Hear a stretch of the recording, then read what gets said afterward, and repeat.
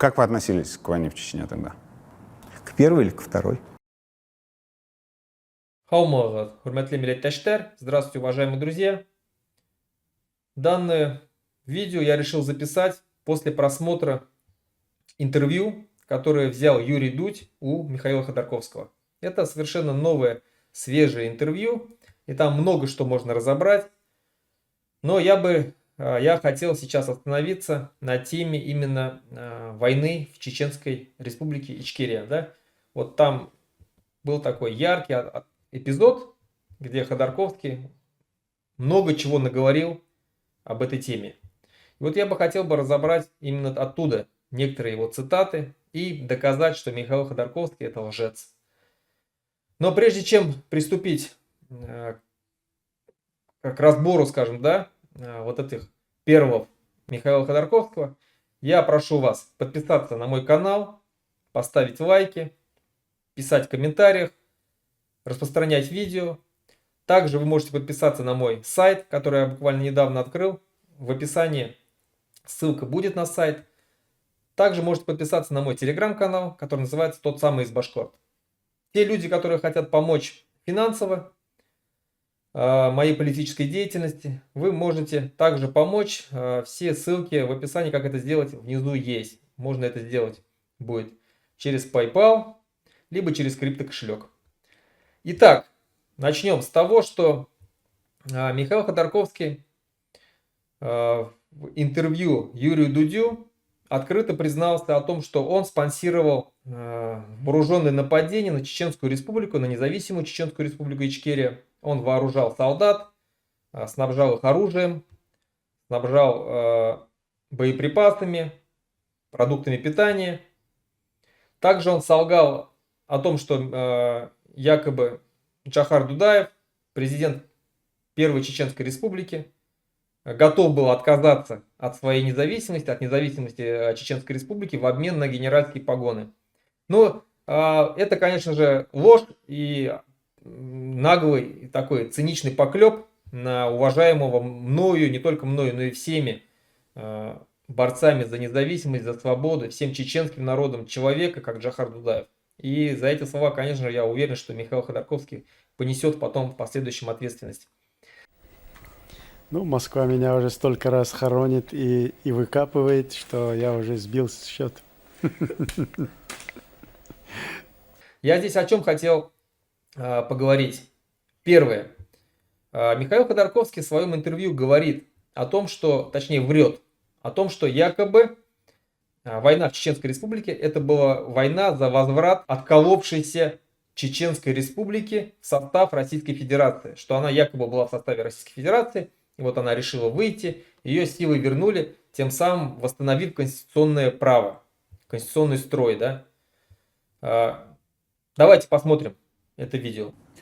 К войне в Чечне у многих полярное отношение, и под этим видео будут те, кто захотят задать вопрос, поэтому я из комментариев его передам.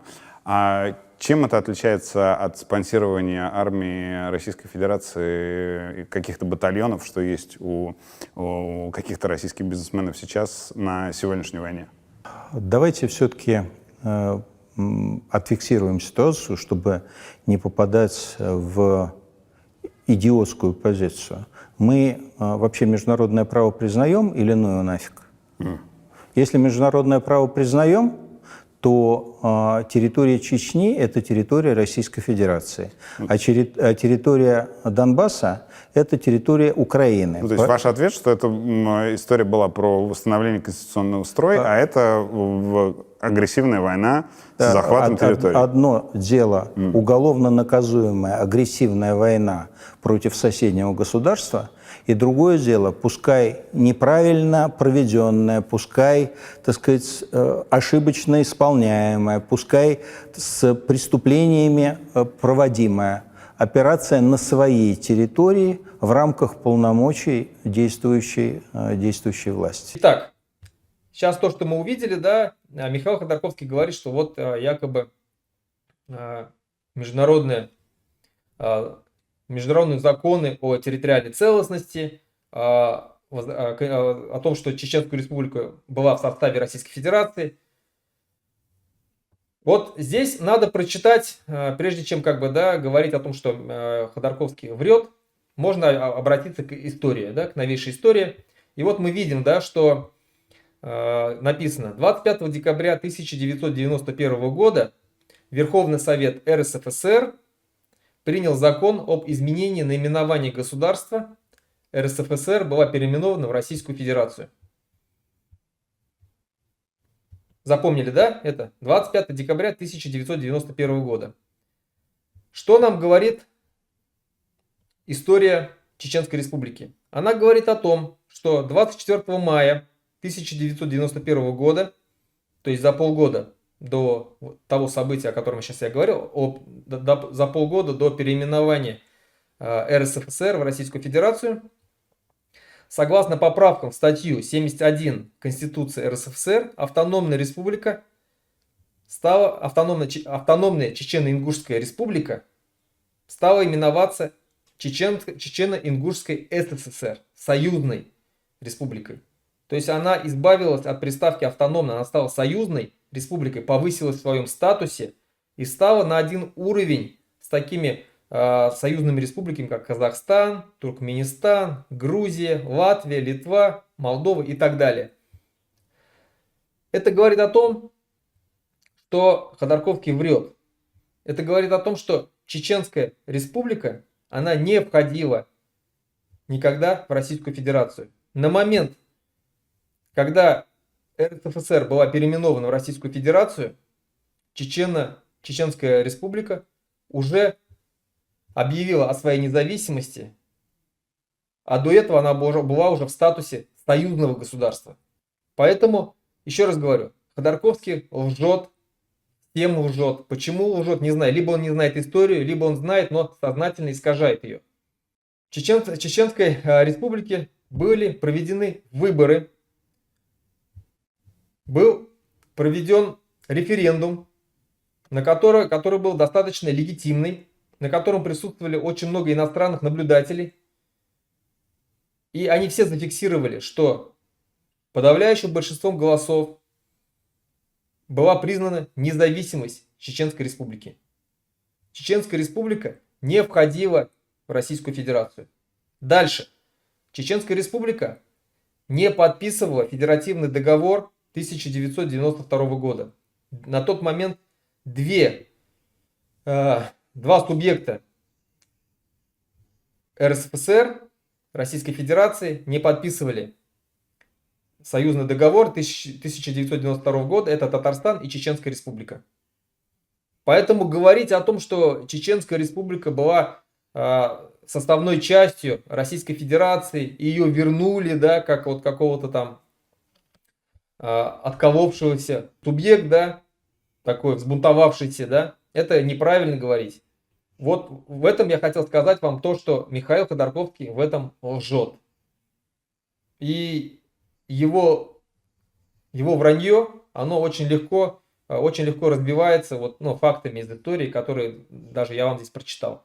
Дальше, на что упирает Михаил Ходорковский.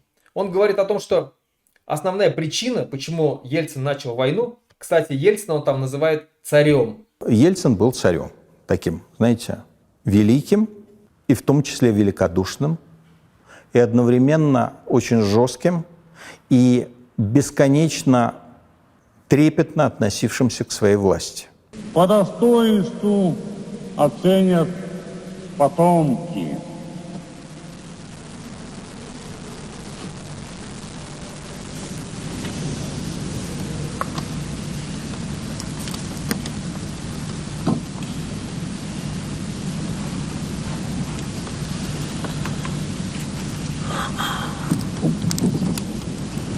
Конечно. Так вот, он объясняет причину, почему Борис Ельцин начал войну, Первую Чеченскую войну, тем, что якобы, когда Чеченская Республика объявила о своей независимости, там началось давление, выдавливание русского населения, которого было 25%, согласно слов Михаила Ходорковского. Если говорить о давлении, о каком давлении говорить?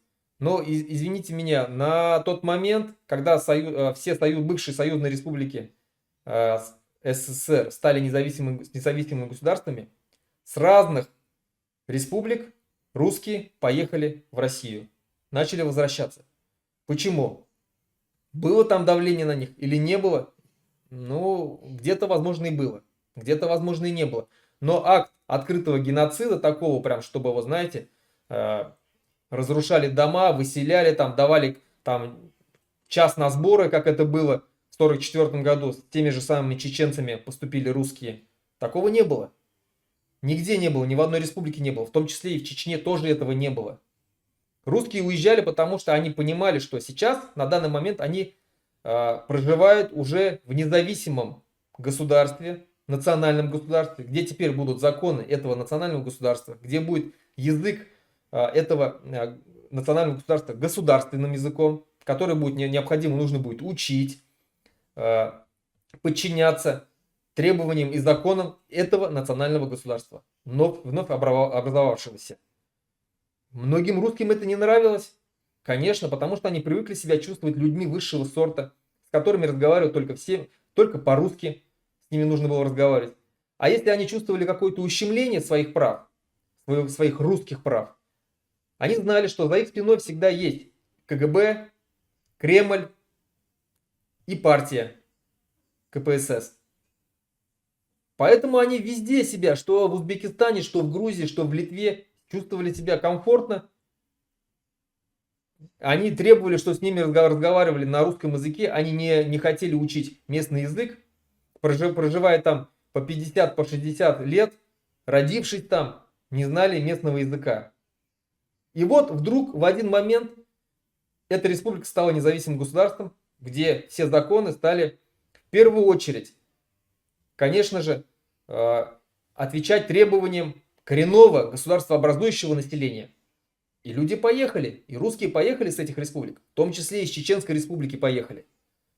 Поэтому говорить о том, что там кого-то выселяли в наглую, это неправда. И из-за этого войны не начинаются. Если Ходорковский оправдывает войну в Чечне, начало войны в Чечне давлением о защите прав русского языка, русского населения, то тогда чем он отличается от Путина, который точно так же начал войну с Украиной под предлогом защиты прав и интересов русского населения, защиты прав, интересов русского языка на территории Донецкой и Луганских областей Украины, независимой Украины. Чем? Ничем. Ходорковский получается такой же имперец, как и Путин. Дальше. Второй вопрос, который я хотел бы обсудить.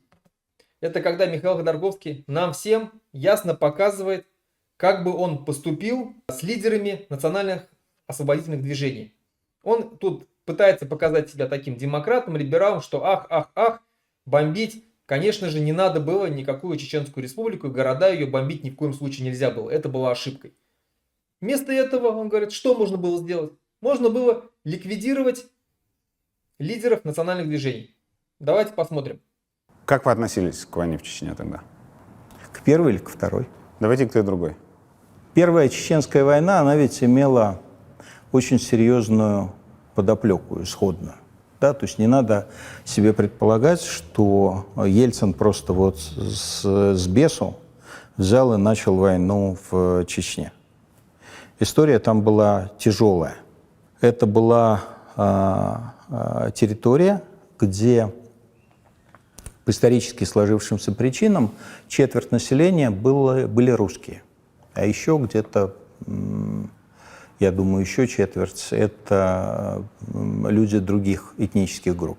Вот в тот момент, это было начало 90-х, когда Чечня объявила о своей независимости, она оттуда стала людей не титульной нации выпихивать. Причем выпихивали очень жестко.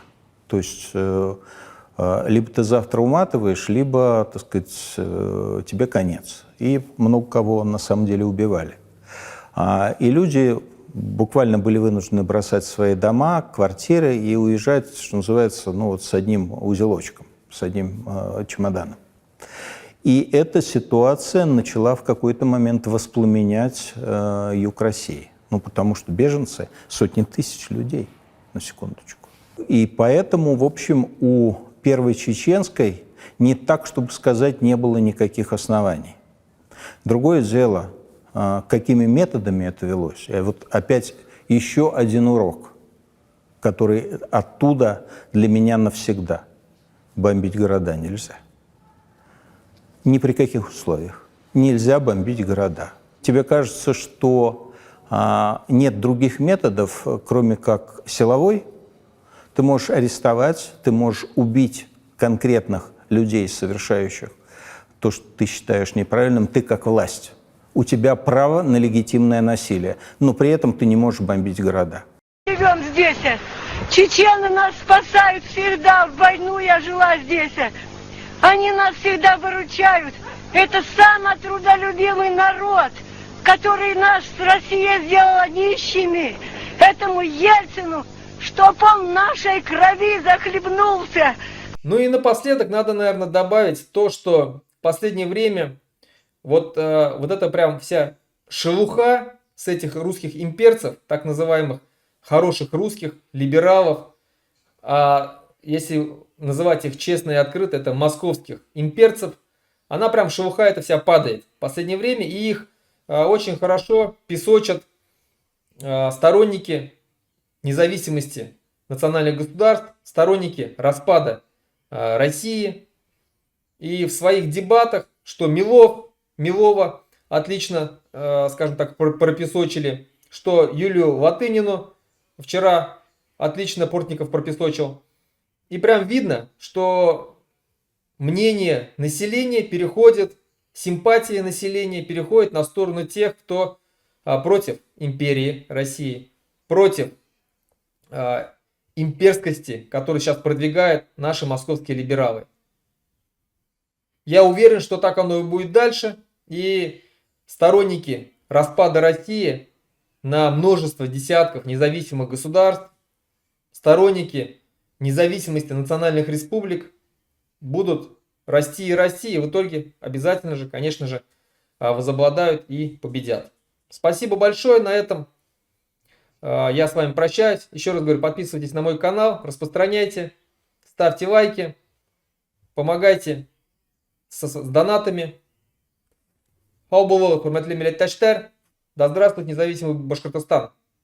Народы бывшего или настоящего или будущего Союза, и в частности России, больные русизмом. Причем очень опасная, тяжелая хроническая болезнь.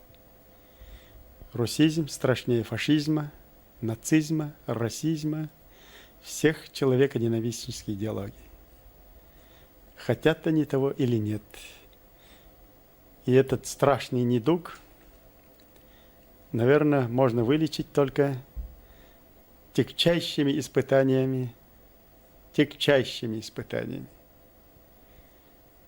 Единственный, наверное, народ на земле, вообще ни во что не верующий, бездуховный, безнравственный и отстал от уровня развития человечества, безнадежно и надолго. Это русские.